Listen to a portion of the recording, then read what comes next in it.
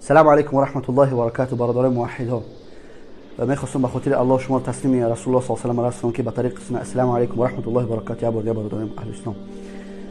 اعوذ بالله. والله میگم یک چیز تماشا کردم هنوز در اینستاگرام، یک برادر مرا روان کرد. الله شاهده نتونستم ایمان نمونده که من خب کنم به همین برای همین تما. سبحان الله، طاغوتای الله لعنت کردگیایی که الله سبحانه و تعالی در این دنیا و در اون آخرت ما دعا گوییم که لعنتشون کنن، استهزا میکنن به دین الله.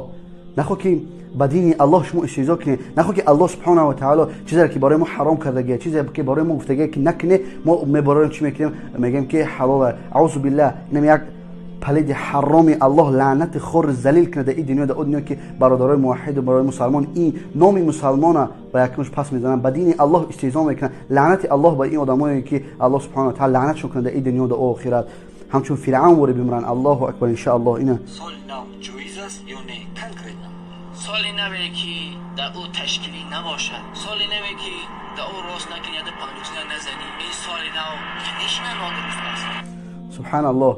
یک جان است که الله سبحانه و تعالی می گفته که سال نو این سال نو ایمان است. ما فقط عید داریم، مدت عید داریم، عید الاضحى، عید الفطر داریم فقط.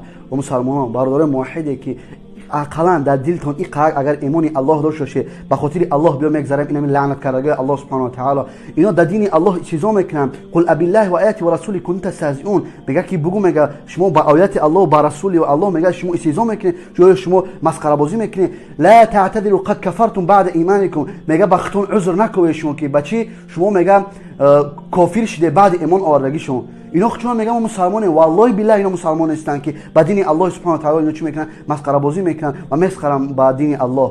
دین الله این دینی نیست که هر یک آدمی که نو بدرایا و نو چی کنه بگیره مسخره کنه. والله هر یک برادر شری الله هستن که خیلی همچون پلیدو همچون اینطوری چیزا که نت نماز میکنن. ان شاء الله ما دعا گیم که لعنت الله با این خیلی آدمایی که با دین الله استهزا میکنن ما هیچ محل ان شاء الله نمیشنیم. خب ما دین الله دفاع میکنیم. ای والله این دنیا برای ما چیه؟ برای ما ترمه. این آخرت ما برای ما ان شاء الله چیه؟ برای ما با زبان وسیط ثابت. برادر موحدا میگردیم ان شاء الله پول نجال برای میکنیم بین پلیدایی که لعنت کرده الله. ان شاء الله بین خیلی اینستاگرام، یوتیوب خیلی آدمای پلید این جای خیلی نیست.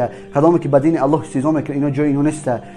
ما برای ما بس همین خیلی آدمایی که استهزا میکنن با دین الله. آیا نخو ای مبین خمون هم خیلی آدما برن لعنت الله با اینا. هر یک ان شاء الله دعا کنیم که هر شما امین میگه برای اینکه که الله سبحانه و تعالی دعای ما را قبول کنه. میگردیم ان شاء الله در هر یک کدام میدونه همین لعنت را میگردیم ان شاء الله رجال برای میکنیم که خیلی ان شاء الله پلیدا را از بین نیست کنیم. و آخر دعوانا الحمد لله رب العالمین. السلام علیکم و رحمت الله.